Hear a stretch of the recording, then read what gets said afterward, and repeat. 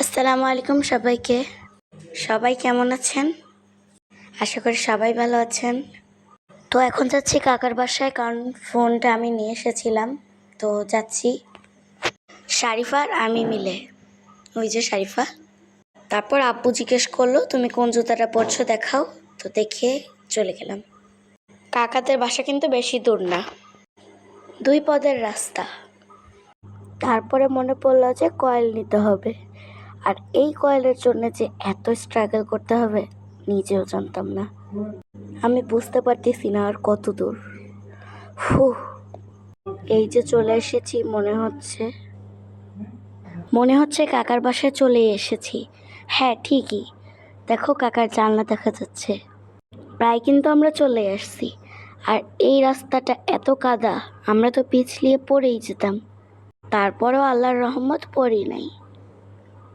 চলো এবার কাকার ফোনটা দিয়ে আসি। এই তো কাকার বাসায় চলে এসেছি। নক করলাম, কাকা এবার বলল কে।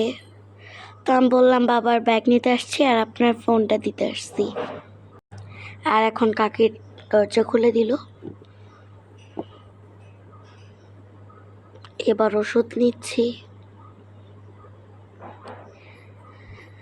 আর এই যে আমার আবার পানির তৃষ্ণা অনেক পায়, তো পানি একটু খেয়ে নিলাম। জগটা একটু ওইদিকে ছিল তাই একটু কষ্ট হলো। মগ নিলাম,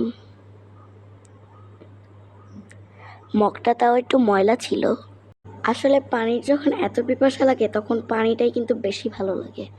মানে যে নর্মাল ফ্লেভার কিচ্ছু মনে হয় না, পানিটা পান করলেই হয়, এত ভালো লাগে। আসলে আমার পানি অনেক ভালো লাগে। তো আব্বুর ওষুধের ব্যাগটা পেয়ে গেলাম। এবার চলে যাচ্ছি কাকার ফোন দিয়ে। আমরা কিন্তু চলে যাচ্ছি এখন, কারণ কাকির কাছে মশার কয়েল নেই।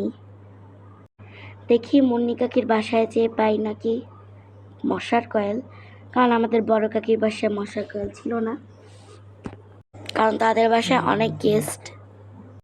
যাইতেছিলাম আর রাস্তার পথে এত কাদা, পড়ে যাওয়ার মতন। তো কিন্তু আমাদের খারাপ লাগ, কারণ মশার কয়েল তাদের বাসায়ও নাই। মানে সবার বাসায় গেস্ট তো, তাই কারো বাসায় নাই। এখন কিন্তু একজনের বাসায় ছিল, সে হচ্ছে আমাদের একদম ছোট কাকা। তো তার বাসায় পার হওয়ার জন্য কিন্তু এখানে অনেক কাদা, তাই ইট দেওয়া হয়েছে। আমরা ইট বেয়ে বেয়ে যাচ্ছিলাম।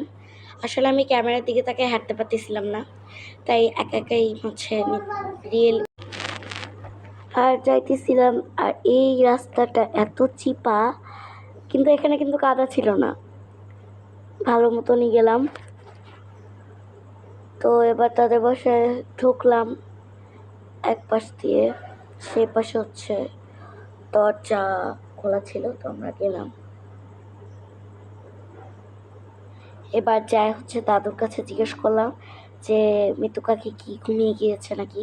তো সে বললো যে না, ওই রুমে আছে মনে হয়, তুমি যেয়ে দেখতে পারো। তো আমরা গেলাম ওই রুমে,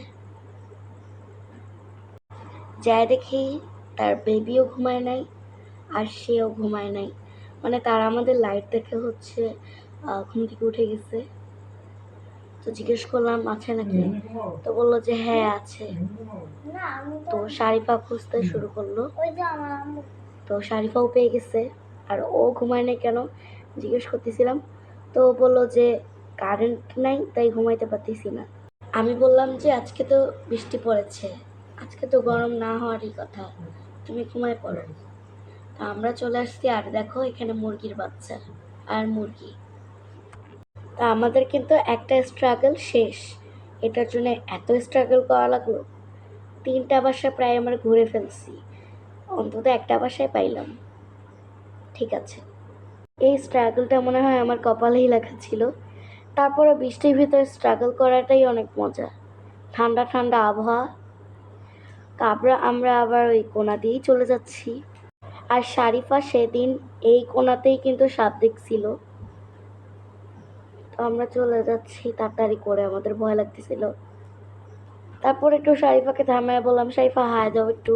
তো ও ভাবলো যে মনে হয় এখানে কথা বলবো, তো আমরা তো কন্টেন্ট করতেছিলাম, মানে আগে ভিডিও করে তারপর পরে কথা বলা। এখন কিন্তু আবার ওই কঠিন রাস্তাটা পার হওয়া লাগবে। এরপর আমি এটার দিকে তাকিয়েই কিন্তু যাচ্ছিলাম, কারণ আমার অনেক ভয় লাগে। আর দেখো লাইটটা কেমন অফ অন করতেছিল। শারিফাও কিন্তু চলে আসছে আমার পিছন পিছন।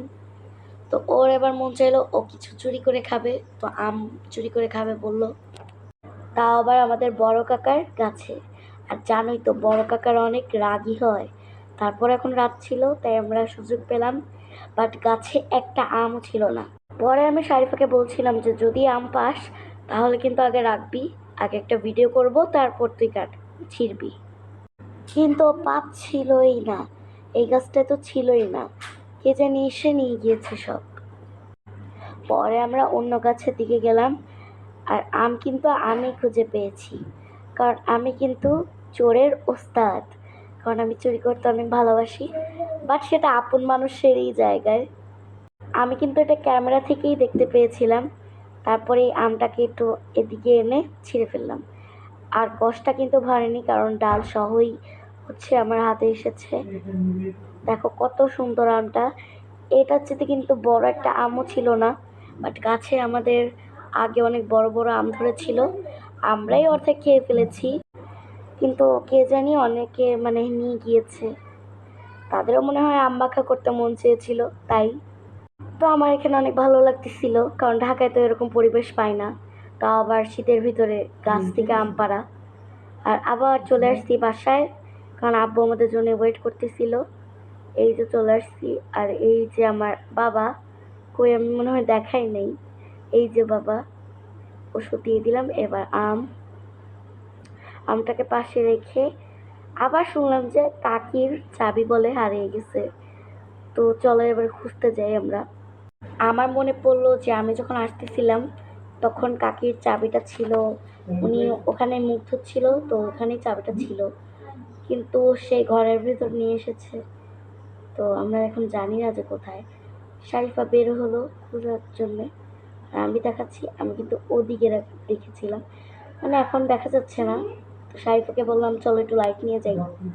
আর অনেক কাদা ছিল তাই আমি যাইনি, শারিফা একাই গিয়েছে। আর ওই যে যেখানে লাইট মারছি সেখানে কিন্তু একটা চাবিটা ছিল, মানে আমি দেখেছিলাম, বাট শারিফা পায়নি। তো ও এখন খুঁজতে যাবে।